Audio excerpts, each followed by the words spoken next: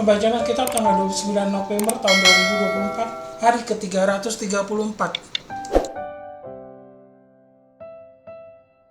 Nehemia pasal 9.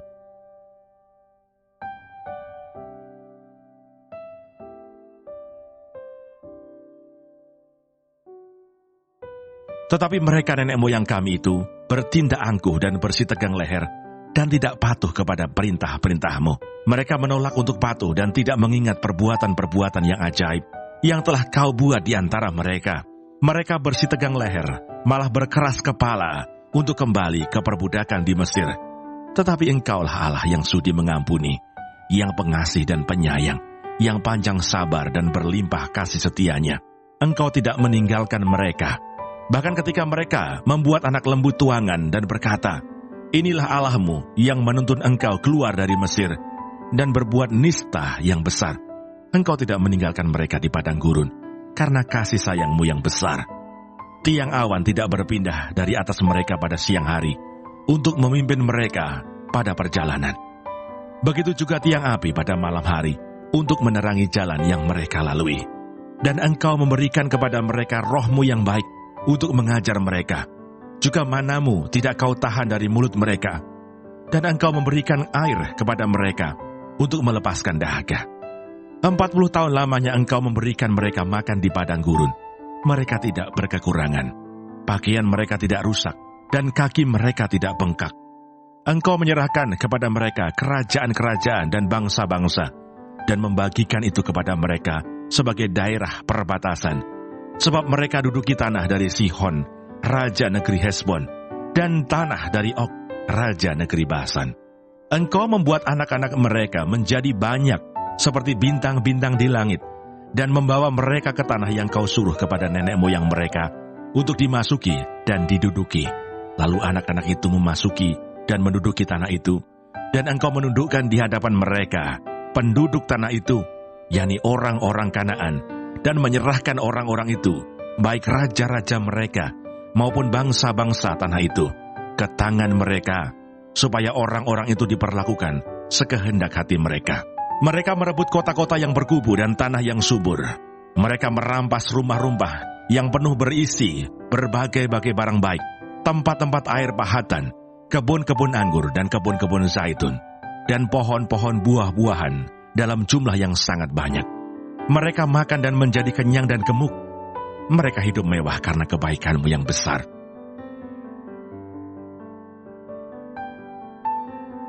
Mazmur 25.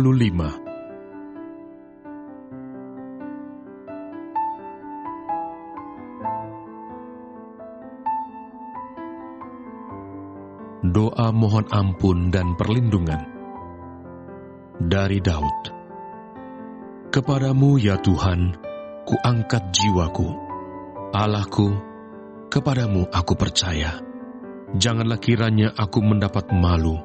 Janganlah musuh-musuhku beria-ria atas aku. Ya, semua orang yang menantikan Engkau takkan mendapat malu. Yang mendapat malu ialah mereka yang berbuat khianat dengan tidak ada alasannya. Beritahukanlah jalan-jalan-Mu kepadaku, ya Tuhan. Tunjukkanlah itu kepadaku. Bawalah aku berjalan dalam kebenaran-Mu, dan ajarlah aku, sebab Engkaulah Allah yang menyelamatkan aku. Engkau ku nanti-nantikan sepanjang hari.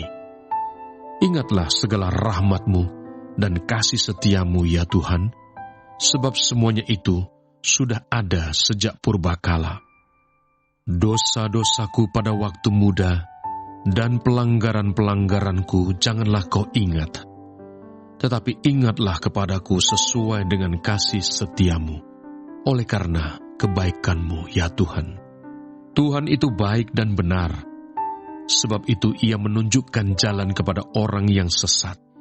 Ia membimbing orang-orang yang rendah hati menurut hukum, dan Ia mengajarkan jalannya kepada orang-orang yang rendah hati.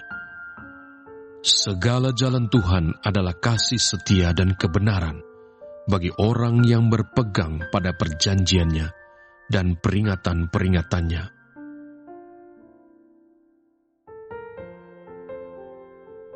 1 Tesalonika pasal 5. Nasihat-nasihat.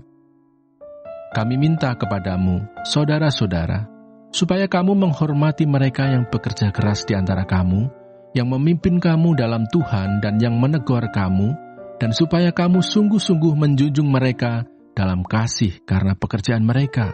Hiduplah selalu dalam damai seorang dengan yang lain. Kami juga menasihati kamu, saudara-saudara. Tegurlah mereka yang hidup dengan tidak tertib, hiburlah mereka yang tawar hati, belalah mereka yang lemah, sabarlah terhadap semua orang. Perhatikanlah, supaya jangan ada orang yang membalas jahat dengan jahat, tetapi usahakanlah senantiasa yang baik terhadap kamu masing-masing dan terhadap semua orang. Bersukacitalah senantiasa, tetaplah berdoa, mengucap syukurlah dalam segala hal, sebab itulah yang dikehendaki Allah di dalam Kristus Yesus bagi kamu. Janganlah padamkan roh, dan janganlah anggap rendah nubuat-nubuat. Ujilah segala sesuatu, dan peganglah yang baik. Jauhkanlah dirimu dari segala jenis kejahatan.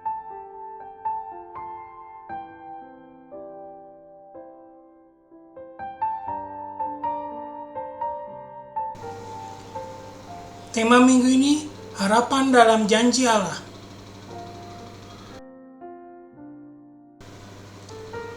Bacaan hari ini mempersiapkan kita untuk bacaan pada hari Minggu tanggal 1 Desember tahun 2024. Penjelasan.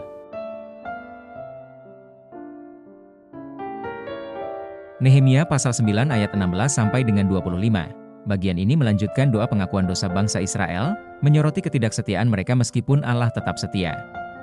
Ayat 16 dan 17 menunjukkan bagaimana umat Allah seringkali memberontak dan tidak mengindahkan perintahnya. Namun, Allah tidak meninggalkan mereka, karena Ia panjang sabar dan penuh kasih setia. Ayat 19 sampai dengan 21 menggambarkan penyertaan Allah di padang gurun dengan tiang awan dan tiang api, serta penyediaan makanan, manna, dan air. Dalam ayat 23 sampai dengan 25, Allah memenuhi janjinya dengan memberikan tanah perjanjian kepada mereka, meskipun mereka tidak layak. Kesetiaan Allah menjadi sumber pengharapan bagi umatnya. Mazmur pasal 25 ayat 1 sampai dengan 10. Mazmur ini adalah doa pengharapan yang dipenuhi kepercayaan kepada Allah. Daud mengakui bahwa pengharapan sejati hanya ada pada Allah, ayat 1 dan 2. Ia memohon agar Allah menunjukkan jalan-jalannya dan mengajarkan kebenarannya, ayat 4 dan 5. Dalam ayat 8 sampai dengan 10, penekanan diberikan pada sifat Allah yang penuh kasih dan setia kepada mereka yang memegang perjanjiannya. Mazmur ini mengingatkan kita bahwa kasih setia Allah memberikan dasar bagi pengharapan umatnya. 1 Tesalonika pasal 5 ayat 12 sampai dengan 22, bagian ini berisi nasihat praktis untuk jemaat, mendorong mereka untuk hidup dalam damai sejahtera, sukacita, dan doa. Ayat 16 sampai dengan 18 adalah panggilan untuk bersukacita, berdoa tanpa henti, dan mengucap syukur dalam segala hal. Ayat-ayat ini menegaskan bahwa hidup yang penuh pengharapan adalah hasil dari pengenalan akan Allah yang setia memenuhi janjinya. Pengharapan ini juga mendorong kehidupan yang taat, hormat kepada sesama, dan terbuka terhadap pekerjaan Roh Kudus.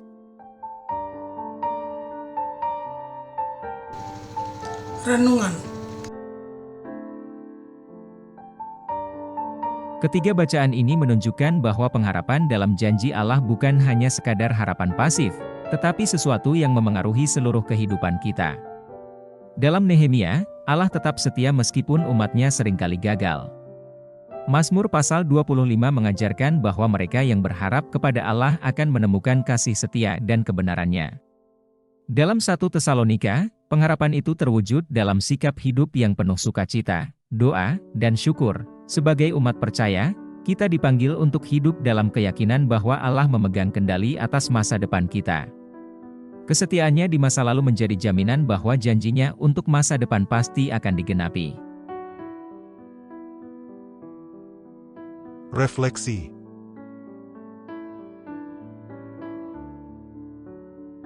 Apakah saya hidup dengan kesadaran penuh akan kesetiaan Allah yang menopang hidup saya?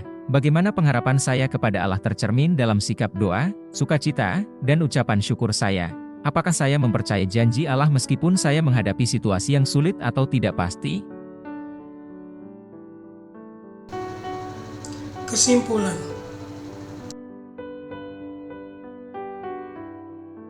Tema harapan dalam janji Allah mengingatkan kita akan kesetiaan Allah yang tak pernah gagal. Dalam Nehemia, Allah membuktikan kesetiaannya kepada umatnya meskipun mereka sering memberontak. Mazmur pasal 25 menegaskan bahwa kasih setia dan kebenaran Allah adalah dasar pengharapan kita. Dalam 1 Tesalonika, kita dipanggil untuk hidup dalam pengharapan itu melalui doa, sukacita, dan ucapan syukur. Sebagai umat Allah, mari kita tetap berpegang teguh pada janji-janjinya. Dalam kesulitan maupun keberhasilan, pengharapan kita kepada Allah adalah jangkar yang menopang jiwa kita. Marilah kita hidup dalam iman dan ketaatan, mencerminkan pengharapan yang sejati kepada Allah yang setia memenuhi janjinya.